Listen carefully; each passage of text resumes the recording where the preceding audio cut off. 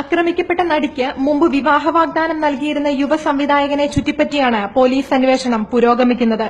നടിയുടെ കല്യാണം മുടക്കാൻ ഇയാളാണ് തട്ടിക്കൊണ്ടുപോകാൻ പൾസർ സുനിക്ക് കൊട്ടേഷൻ നൽകിയതെന്നും സൂചനയുണ്ട്. ഇതോടെ ദിലീപും നാദിർഷയും കേസിൽ ഒഴിവാക്കപ്പെടും. ഇരുവർക്കുമെതിരെ കേസെടുക്കാവുന്ന തെളിവുകളൊന്നും അന്വേഷണ സംഘത്തിന് ഇതുവരെ ലഭിച്ചിട്ടില്ല.